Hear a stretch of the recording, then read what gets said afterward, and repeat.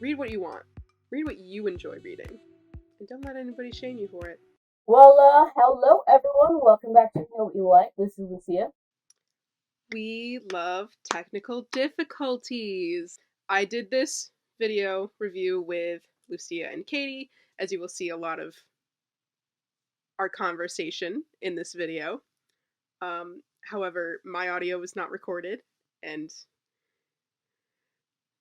technical difficulties happen, things happen, and here we are. So I'm going to try and remember what happened in this book as I read this all the way back in February. We recorded the original review a couple weeks ago now, at least last month, sometime in May, so it is June now, almost July. And I don't remember much, but I do remember that I enjoyed this book quite a lot. Jem and Will own my heart. I would die for them. And yeah, I hope that what I say here is able to make sense in the greater context of the full video. What did we talk about in the other video? Yeah, so we're here on, today is May 14th. You won't see the video till next month, whatever. And we're here to do the last book of the Infernal Devices series, the Clockwork Princesses. This is Clockwork Princess. I don't know why I said it like that. Yeah, so I literally finished reading the book 5 minutes before 6 o'clock. Yeah. So roughly 5 minutes ago, I sent them a TikTok like, so I just finished the book and I'm crying. And Mary, you're like, if you wouldn't cry, I would have been mad. Because honestly, how can you not cry reading the end of that book? Let's be real. Anyways, how'd y'all feel about the book? I love this book. Honestly, loved the cliffhanger from book 2, where we get Cecily, I think is her name. Will's sister comes to join the Shadowhunters. I loved it. I loved that she was brought back and that Will had a part of his family back with him. Not me looking up this book in the middle of this video. You're welcome, Lucia. The things I do for you. You don't know the worst part about Cassandra Clare? Hold on. You doing? Okay, go ahead. So she's currently running a Tumblr blog connecting the end of the Dark Artifices to the next series that comes. Her Tumblr blog breaks my heart. How do you do that? How? So, USB not recognized. I don't know what you're not recognizing. It's damn USB. Anyway, sorry. Sorry for the watchers who are going to be watching this. And get the ding. Technical difficulties happen for everyone. But we'll get through this, Anywho, I was still Team Jem throughout this whole book. You know what part really fucking killed me with Jem? When he's talking to Charlotte, he's like, my only regret is you. And then he says, I would have liked to have met the baby. And then she says, you just wait a few more months. It's okay. And I'm like, you motherfucking shit, stop it. And anyways, so for me, when I was in high school, my brothers, my stepbrother, my brothers, whatever, they had a really good friend. His name was Austin. He was 19 years old when he died. And he died in 2011. And that was this year my sister gave birth. Yeah. But when she was pregnant, he was always talking about how much he couldn't wait to meet that baby, my niece and stuff like that. And so when that was in that book, it literally reminded me of him. 19 years old, a smile that can light up the freaking room sort of thing. Right. And I'm like, you better fucking stop. USB device not recognized, you better fucking stop. Yeah, so there were some parts in the book that I was like, I don't care about. Was there any parts like that for you all? I think I was kind of over like the Lightwood storyline. Mm-hmm. Like, your dad's a worm. That's it. Get over it. Your dad likes to bang demons. Oh, the beginning of this book, I just started reading some of this. The beginning of this book was wild. The Lightwood's father being a freaking worm. Oh my god, my heart also broke for Gabriel to have killed his own father. That, I feel bad for him. I do. As much as him and Will hate each other, that hurt my heart. But that whole scene was just wild. Loved it though. Very entertaining. Love how Will was so excited that he was correct with demon pox. She's like, I fucking told you guys. I told every single one of you. I lived for that moment for him. I loved that so much. For me, it was the Wayland. What was he? The master? Oh, the consul. Yeah, him. He's like women, women. And I'm like, my guy, I get it. He got what he deserved. Yeah, he did. He did. Right? She definitely showed her chops this book, and I was here for it. Yeah. I'm like, okay. The first book, she was kind of naive. Second book was like a bridging gap. This one, I'm like, boss ass bitch, you know. Right. The first time that I started getting weepy in this book for Jem and Will, I think it was actually the very beginning, and when they're showing or telling us how they first met, and I'm like, oh, stop it, because like, of course, we know that Jem is dying, we know that, and then I don't know, man, felt like to me this book was also became less about the Infernal Devices and more about a love story. It felt like when they finally went, or like when they showed up and took Tessa, I was like, oh, I forgot this was a plot device that we were doing. I forgot there was someone trying to kill everybody. What was his name again? Mortmain. Who then just gets squished in the hand of an angel. Go off. Yeah, I did. The whole fight scene with her Clockwork Angel. I think in this book she tries to destroy the angel as well. It was either in this one or it was in the last one. I believe it was in this one. At some point during her capture, she tries to just destroy the Clockwork Angel necklace that she's been wearing this entire time. And it, like, comes to consciousness and is like, I've been protecting you your whole life. Why are you trying to destroy me? So then she's like, okay, yo, I'm sorry, whatever. Keeps wearing it. The fight scene in this, where all of the shadow hunters are there, and like Henry's unconscious, he gets fucked up. We have a pregnant Charlotte who should not be there. You're pregnant, first of all. Go away. Protect the cargo. Doesn't matter how many months, protect the cargo. Everyone's doing their own thing. Like, Tessa's just freaking out. It's like, please stop this madness. So Mortmain's like, I will call off all the automatons, or whatever they're called. Creepy, demon-possessed pieces of machinery. I will call them off if you come marry me. The angel basically overtakes her, or she shapeshifts into it. One or the other. She shapeshifts into it. That's her power. She can, like, take its soul or whatever part of it. I'm not explaining this well. She shapeshifts into the angel and just goes ballistic and just murders everybody.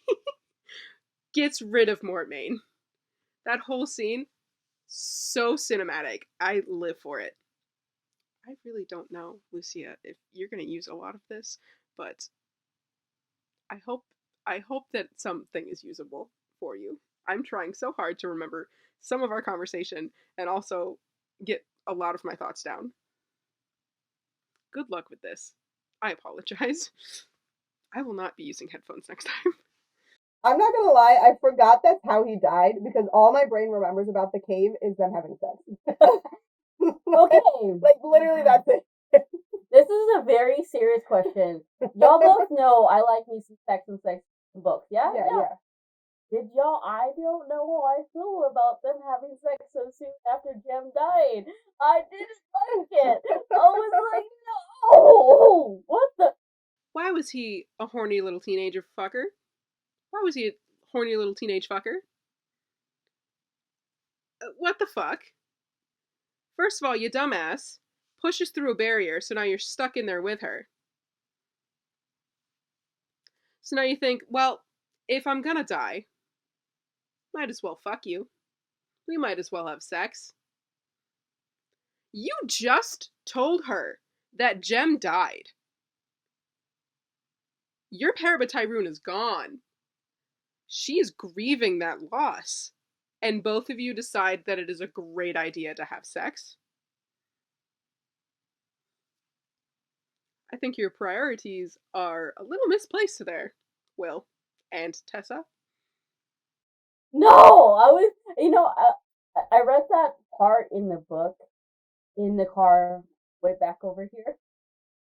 And my friend Maggie, my coworker, I was like, so I like laid her down the basics without getting too much detail. I was like, how would you feel about that if you were this person?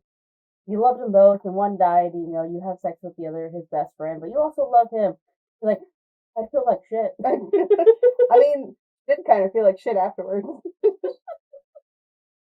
felt like shit afterwards when she realized Jim was alive. Mm-hmm. Then we have Magnus come in and just like say, hello, lovebirds. I'm glad you've reunited. We've got people to kill. Let's go. So that's fun. Magnus being the light of my life. Like, let's go, put your clothes on. Magnus in this, one of my favorite things with Magnus in this entire book was him and Henry. Isn't that the cutest that thing was ever? So good. He's like, wait, I thought, shadow hunters were kind of dull and boring, and why don't you let them take you seriously? You're so good. And they were talking about change, that makes, it's like humans change, humans, blah, blah, they change, but it's the shadow hunters that stay frozen and not go forward. And I'm like, yes, freedom to riot, man. Magnus and Henry, the pair I did not know I needed. The fact that Henry is just able to create this portal and be like, it's nearly perfect. I can't find the correct runes. And Magnus is like, just use this one. This will make it work. But shadow hunters can't. Henry's like, we can only use these runes. We can't use those. So Magnus is like, good thing I'm a warlock. I can use them. So they get together and they create this amazing invention. And it fucking saves everybody. It's this whole big thing. And I live for it. I think my favorite part of the Clockwork Angel bit was the angel talking. Mm-hmm. And it's like, the soul of the angel was trapped in there. Yeah. And it's literally a guardian angel. I hate that I forgot that entire plot point because it ties it to Mortal Instruments in such a important way. Oh, okay. Which you'd have no idea, and it's like, long story short, because you know that Jace and Clare both have angel blood in them, and more than normal shadow hunters do. The angel that Valentine captures to infuse them with angel blood is the one that was in Tessa's neck. Oh. So, she frees him, and then, 50 years later, Valentine's like, fuck you. That's so fucked. That's so messed up. That poor little thing. Yeah. No. The way that Cassandra Clare portrays angels throughout the entirety of this world is my favorite thing, because they are not these, all benevolent, good, give you whatever you ask for beings. They're kind of assholes. That's how 100%. I've read a lot of romance, dirty romances. Angels are like that too. Because they summon an angel in Mortal Instruments. There's angel encounters in Dark Artifacts as well. But I remember in Mortal Instruments, they summon Raziel in Mortal Instruments. He's like, why the fuck are you bothering me right now? Leave me alone. What could you possibly need? Yeah. But it's the angel. Oh, you know what? I found really good. The conversation with Jesse and Will before she basically died. Before she died.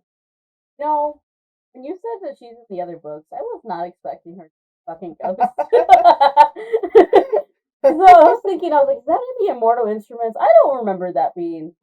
Maybe I need to reread the Immortal She's Instruments. not in Immortal Instruments. Okay, She's good. in the sequel to this one. Okay, cool. Because yeah, like, because you said, I remember you saying that she's in the other one, and I was like, yeah. So that's they pushed that book back. It doesn't come out till January.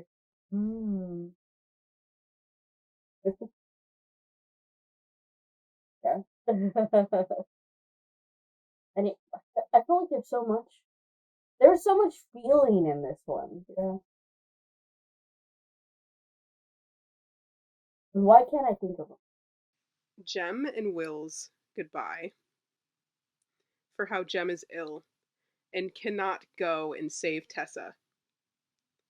So he sends Will. And it's where Will confesses to Jem that he is in love with Tessa.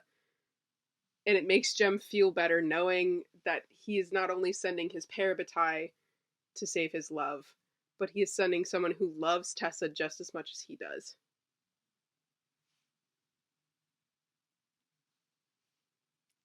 It's too many emotions. Too many emotions. Well, wait. First of all, how do y'all feel about him becoming a silent brother? Okay. So here's my favorite part. You meet Brother Zachariah in the Mortal Instruments in either the second to last or the very last book, which came out before Clockwork Princess. Oh, okay. So you meet Brother Zachariah and you like see him as a silent brother and you learn who he is, and then Clockwork Princess comes out You're and like, you oh, learn who he actually is. My boy, Jeff. I just want to say, it was such a twist the first time I read it because he was so adamant against it. Yeah, the because first time it had come up, like he didn't want to live that like half life as he had seen it. And he was willingly taking more shit.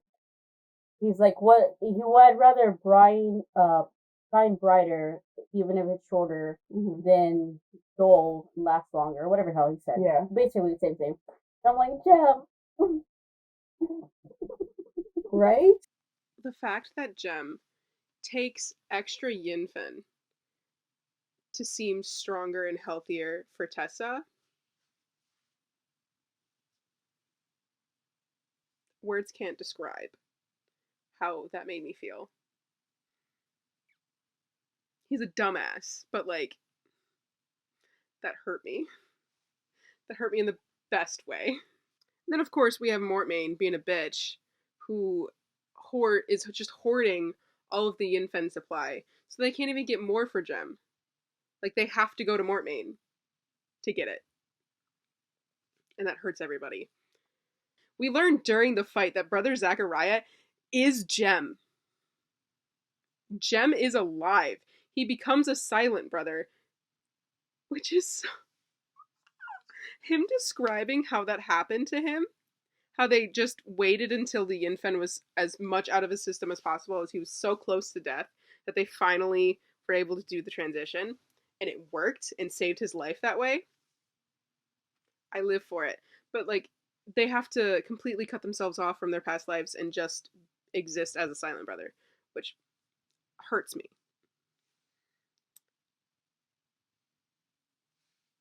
Also, oh my god, while Will is on his way to save Tess, we get the most heartbreaking scene. I literally cried. I cried so much in this book.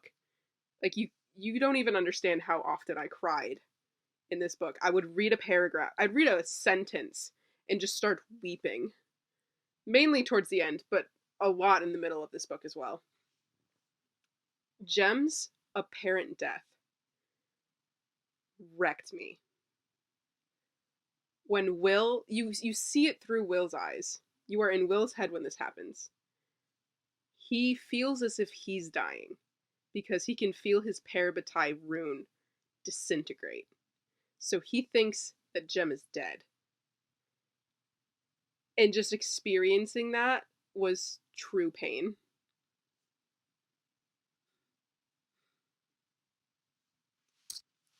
As Will is on his way to save Tessa, unbeknownst to both of them, they get very close at one point, where he's staying in a village to just relax for a little bit, take a little breather, and it gets just ransacked, so he has to yeet himself out of there.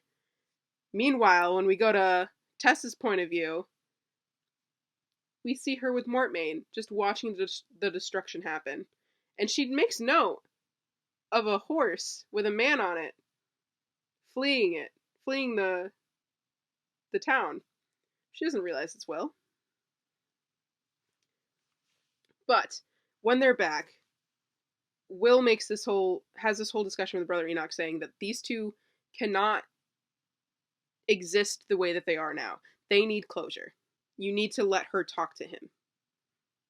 So they finally have a little discussion, and Brother Zachariah is like, Tessa, meet me on this bridge on a specified day of your choosing. Once a year. Every year I will come there with you, and we can talk, and we can hang, and we can reconnect for a little bit. And their little bit of closure is what... Yeah. That's the part that fucking broke me, though. Right? When he picks up that violin and starts playing, I was literally on my bed right here. I was like, Also, it's funny, like, because they give that whole epilogue up to, like, Will's death story, and it's funny to read it because it was vague. Yeah. And then to read the actual sequel where you get all the details. Mm-hmm. But then also, I forgot, like, the front of this book, the back of my desk cover is the family tree. Oh. Like, you already had all the names and everything, so, like, it is not really. Like, yay, bad lighting. I'll have to take a picture and send it to you. For sure. But it basically, it links the characters from this book to Mortal Instruments. Oh, nice. And then even down into Dark Artifices. I still don't know, man. I feel weird. It's like, yes, you can love two people at the same time. And I think that was the point of what they were saying all along. Jem and Will are linked together. They're blood brothers. They're more than brothers. And then you have Tessa, who loves them both. Like, why didn't they just tell each other all? They could have had a smacking three-way. Because in this time period, polyamory wasn't allowed. To you. Like, why wasn't Jem, seemingly it was the one that had to lose it all for his choice? And I think that was the point too, right? Yeah. They were talking about choices, the Lightwood's father, whatever, Benedict, he didn't give his family... he didn't give his family a choice, and look at how much, especially Gabriel suffered. Yeah. And then Will's parents, his dad, he chose, and then they wanted to find a cure for Jem, but that wasn't his choice. He was like, I am good. Right. But it was his choice to suffer, but like... Except when he went into the Brotherhood, they, immediately knew what the cure was. Like, the first time he met when he went to Tessa's room, afterwards, he was like, there's a chance, but he didn't, finish his sentence. He, cut himself off. Yeah. Honestly, I thought for the longest time, I thought they were talking about reincarnation. That's fair. Because they wouldn't say it about, if not this life, talked about it a couple times, yeah. Yeah, so I thought they were talking about reincarnation. So, at the very end, in the epilogue, when Jem was there, I thought it was, a reincarnation sort of state. And he just, had flashes of his old life and just recognized her sort of thing. It wasn't quite that. No. But in a way, it's a reincarnation of his old self. A little bit. So, basically what happens is the cure is something that's incredibly uncommon. I don't remember all the details, but either Jace or Clary, and I'm pretty sure it was Jace, became infused with heavenly fire, it lived in his veins. And in curing Jace, so as I was saying, in trying to heal Jace from the heavenly fire, Jem himself is healed in some weird magical way. involving the heavenly fire. Like the heavenly fire burned the rest of the drug out of him. Yeah, in the epilogue, they're like, "Oh, it's a long story for another time." It is a long story. It's 6 books long. And I'm like, I was so angry though, because that entire book series is talking about the drug and, there's no cure. Yeah. And in the end, they're like, sweep it up. Read the other book series. I think she did it so that one series wasn't spoiling the other. That's fair. And also maybe to get people eventually. Although, to be fair, you could just read the last 3 books and get Jem's story. Because the first 3 and the last 3 aren't necessarily connected in Mortal Instruments. They're 2 separate stories. Yeah. So the first 3 are about Valentine. Yeah. The second 3 are about her brother. Like, they kind of tie together, but they are 2 complete story arcs. Like, it was supposed to end after the 3rd book. Interesting. Yeah. Huh. Anyways. So, he is Jem, and he is human again. He's technically still a shadow hunter, but he does not continue to train. How will Tessa die? Tessa does not die. She's a warlock. I know, but he doesn't. How do you kill a warlock? I mean, like anyone else. They can die if you stab them. Serious injury or whatever. Yeah, they just don't die of old age or disease. Well, actually, they could die of disease, but because it's she said she watched Will die. Yeah. Her family members and this and that. And they didn't want them to see her. She didn't want them to die, and she went off on her own. She traveled, learning that they had a family and that they had their little happily ever after. But reading that Will died absolutely destroyed me. Broke my soul. Her saying that she couldn't really remember the precise color of blue that his eyes were. I can't.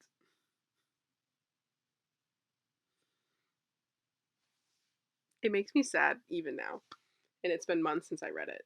And the fact that I'm putting myself back through that and trying to think through what the book was about hurts me. And then the fact that after he died, she removed herself from her family. She's like, I can't do this anymore. I need to leave. So she abandoned them basically. And granted, her kids were grown by then, but still, that's your family, and you've basically cut them off. Yeah, she did, after Will died, She went and lived with Magnus for a while. I'm here for it. Yeah. So warlocks, right? Warlocks don't age. Yeah. But any other form of tragedy can kill them just like we do. So then, when Jem dies in its form, do you think it's possible for her to die then? I mean, if she wanted to die. And I was like, do they have kids? I know the answer to that, but I don't know that it actually spoils Dark Artifices. It happens in that series. Gotta read that series. I mean, you both should. It's a very good one. Again, I feel like there's so much. How do y'all feel about the other love matches, besides the main trio? I low-key hate that Cicely and Gabriel just fell in love for fun. Gabriel and Will's sister? Loved it, hated it, would like more of it? I don't know. That was a lot for me. I don't feel like everyone needed a love interest, but it's fine.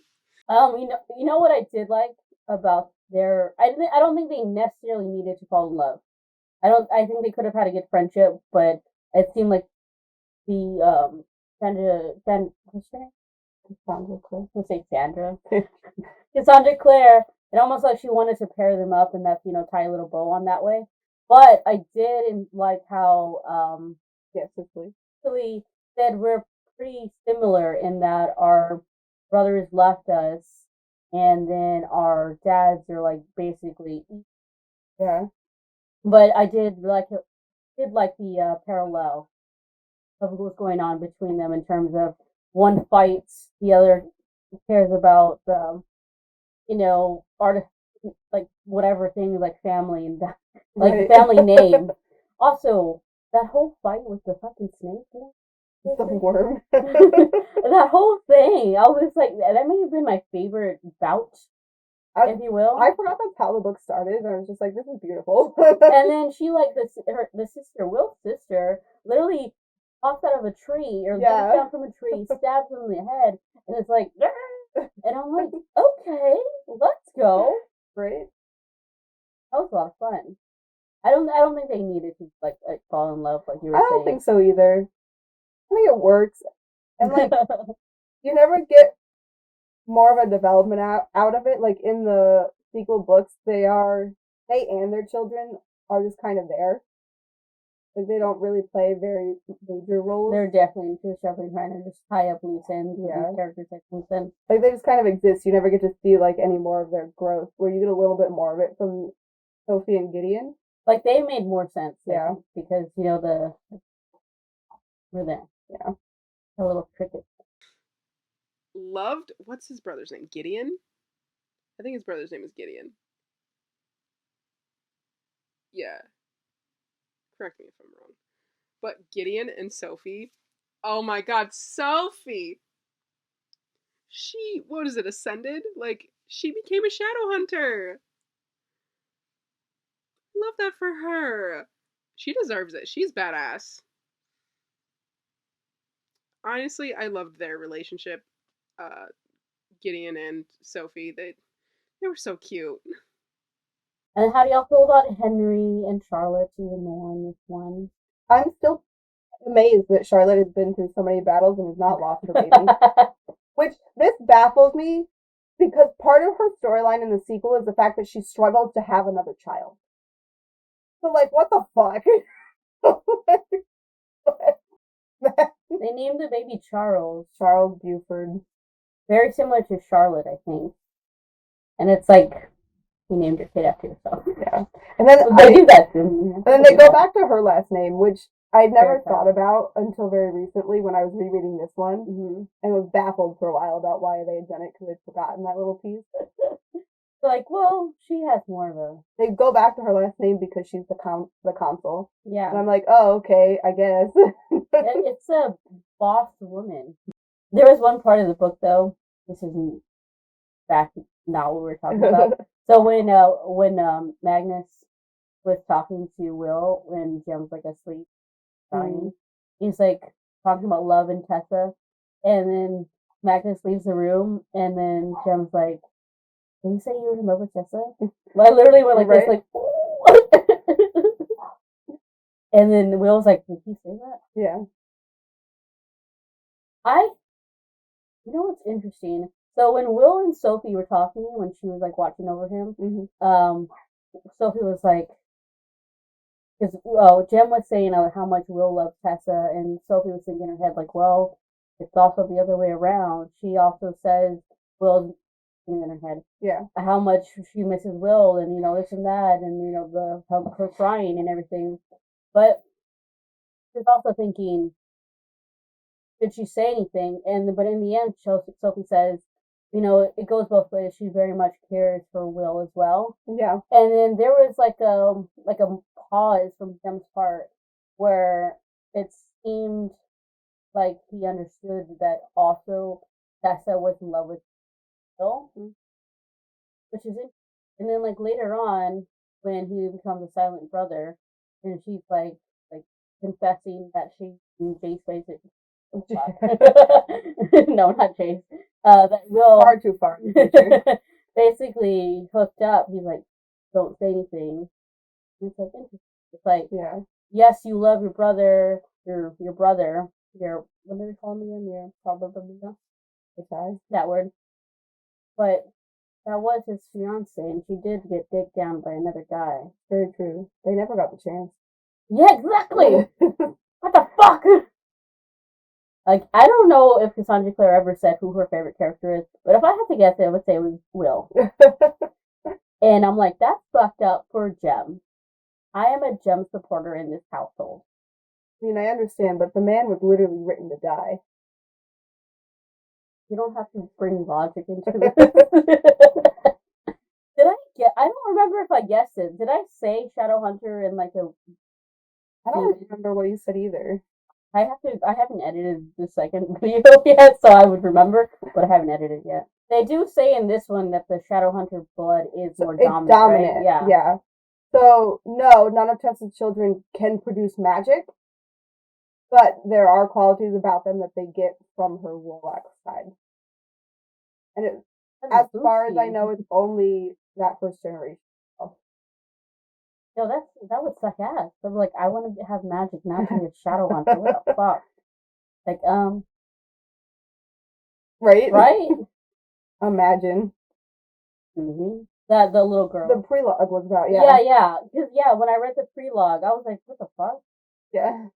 And you're like, and it makes sense later because this crazy old man shows up towards the end of the book and he's like, listen, I know what happened. And there was like a switching, and I felt like that one was a little... Which is, I mean, it makes sense because it's like a common myth in, say, mythology. Yeah, that they mess with each other. Well, no, that they take their dying babies and put them in place of human babies and take the health of humans. So they basically did that, but with a shadow hunter. They fuck you. They revenge and stuff like that, yeah. They mess with it. Yeah.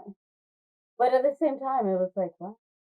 But no, I could have sworn in the last book there was like they said, hint, you could be a shadow hunter. It was hinted at for sure. And I was like, so a shadow hunter. Yeah. And then they said, they mentioned like, oh, even some demons or whatever.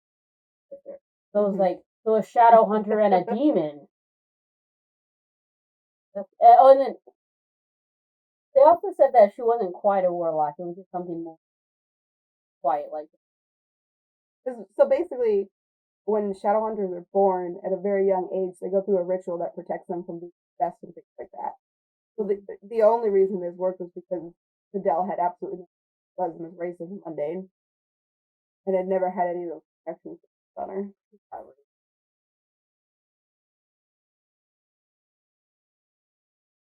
So in a way, and that's why Mortmain was like, "You're my creation." Yeah.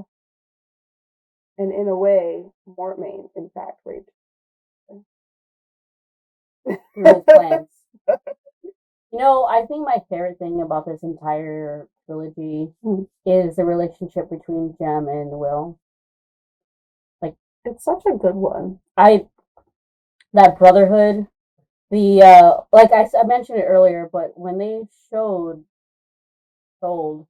I read how they met. You had Will throwing a knife and not quite making the mark. Yeah, because it sucked. Yeah, little boy with the black hair and the blue eyes, gross, suck.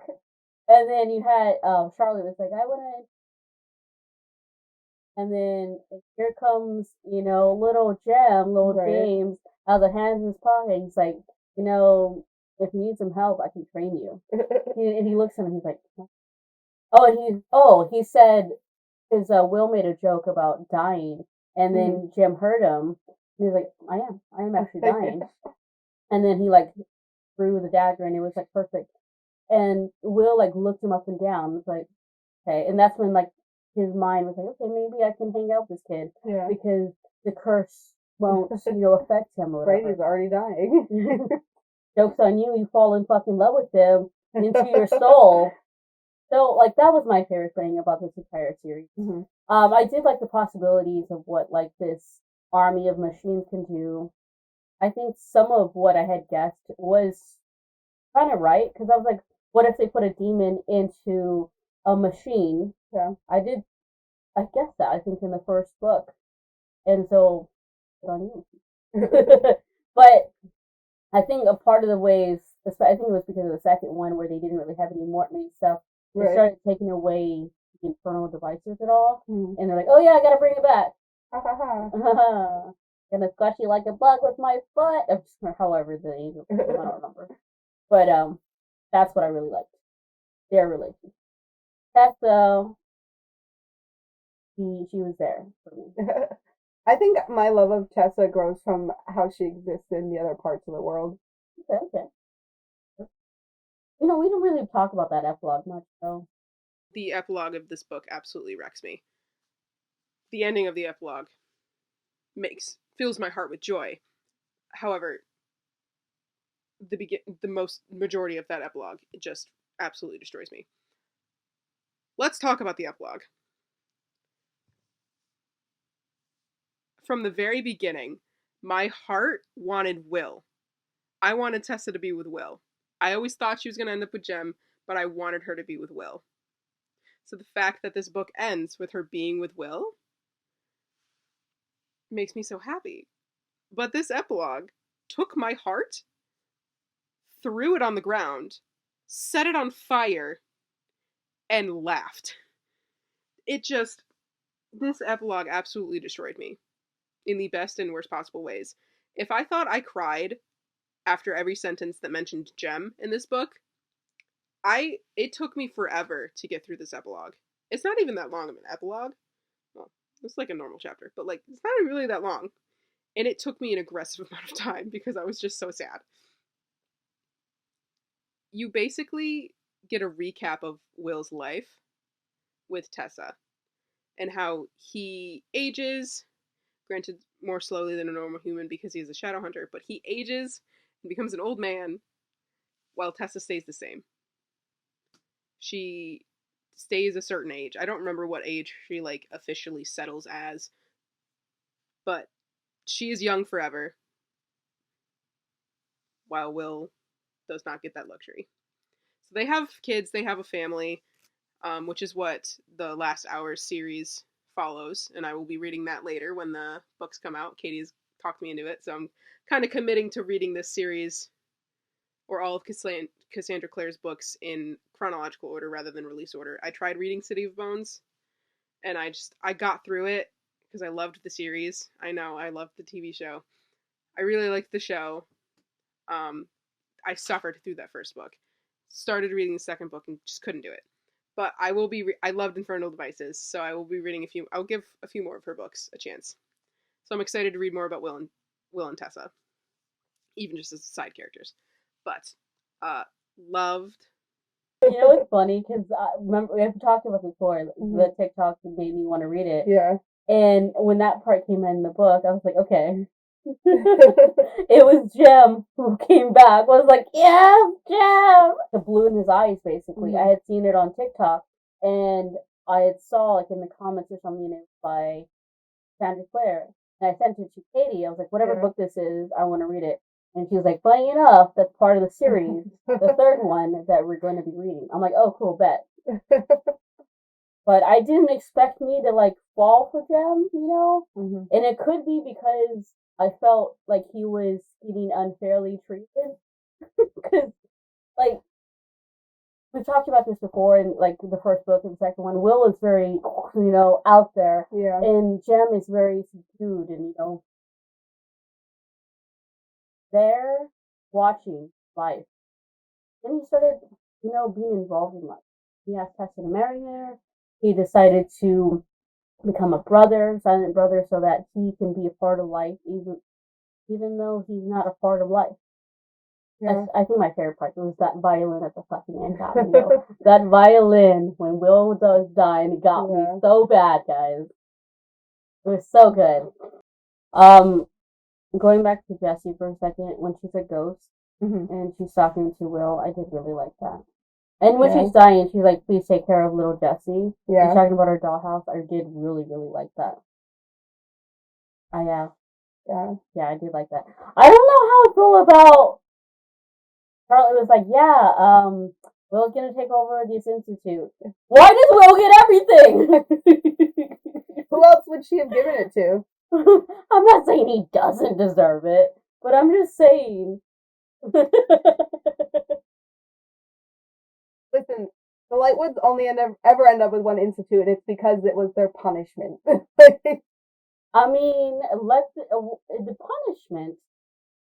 What their father did wasn't on them. No. Unless there's more. A different generation is punished for a different reason. So they get absolute. Man, they made him the fucking future ruler, whatever they're called, of the institute simply because he's the main character. I mean, that's how books go, man. No. No. I mean, yes. But still, no, because it feels like a cop-out. In a way. I mean, maybe. Now, does Will have everything it takes to run that institute? Maybe when he's older. But don't know. I don't know how I feel about it. It's like he got the fucking girl, he got to live, he got the institute, he got to see his family again, he got to see his sister. What did Jem get? Again, he also got to live, bro. Yeah. Again, Jem got to choose that path. And then he still gets Tessa. Just a century later. Reminds me of this one vampire manga series called Vampire Night. I think that. Two guys, she's almost both. One of them is not really her brother, but kind of like her brother, but like a family sort of. I don't know, whatever. She gets with one who has kids. He dies. Gets the other one, has kids. I think he eventually dies. I don't know, but it literally reminded me of that. If it makes you feel any better, in the modern world today, right now, Jem is still alive. Well, yeah, because that was only 2008. That was. He is alive and well.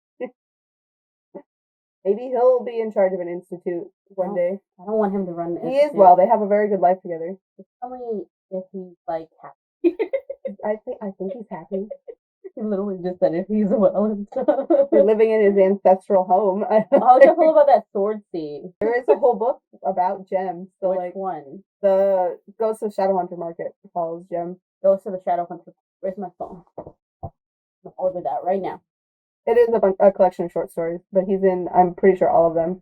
Ghost? No, it's a separate set from the Bane Chronicles. Oh, Ghost of the Shadow Market.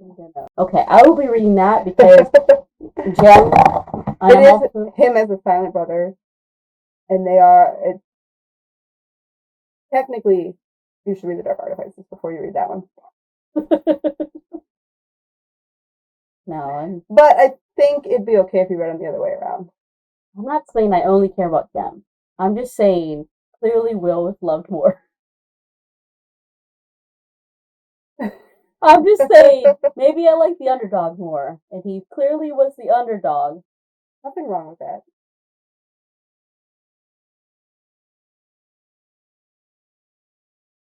Will was literally the first and most obvious love interest. The first two books literally they opened up with him. Like in like the forward, whatever the hell it's called, you know, the preface, whatever they're called. This one was different, which I appreciated. Yeah, this one you watched a little girl die. Yeah, I appreciated the difference. No, like honestly, Will was very willing to put his love aside for his, you know, for Tessa and for Jem. But as soon as he fucking died, so. But also, they both thought they were gonna die the next day. You know, there's an episode of I think Angel, you know, I'll say the Vampire Slayer, Angel, whatever, where Angel's son from the future comes back to the past, and Cordelia, who is like a love interest with Angel, they thought the world was gonna end because Big Bad Doom. So they literally have sex. The world doesn't end. Really weird when your love interest is also, you know, the dad of the son who got you pregnant. It's fine. It's okay. I'm just saying, the world ending, one should not always act on the baser end. Are you telling me if you were stuck in a cave prison with someone you found incredibly attractive, and the only other person the two of you cared about in this entire world had just died, and you thought you were also going to die the next morning, that you would not want to bang? No! Because my emotions, Jem, did not...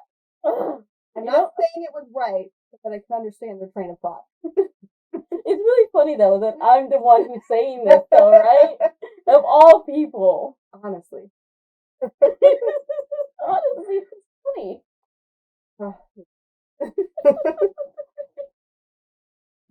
Anyone have anything else to say about this third book, Team Jem for Life? That he got to come back from, you know, Silent Brother. I love him. If he's happy, I'm happy. But like, guy, put yourself before anyone else. You don't have to suffer. But I'm glad you didn't die, because if you didn't become a Silent Brother, you would have been dead. But also, you don't know, because maybe reincarnation would have been a thing. I love you, Jem. That was beautiful, truly. I did enjoy the sex scene because you know why? Because it was clearly fucking a sex scene, and like that one Holly Black series. Yeah. Yeah, but I enjoyed that. Yeah, I did enjoy that. And does anyone else have anything else to say? You should read all of these books in your own time. Except maybe the first 3. You can skip those ones. Maybe the Mortal Instruments. Yeah. Yeah, Mary, do you have anything else to say? I don't even remember what I rated it in that. I feel like it was definitely a high rating. You should probably like a 7 or 8 out of 10. So out of 5, I would say it was like a 4-star read for me for sure. I really enjoyed it.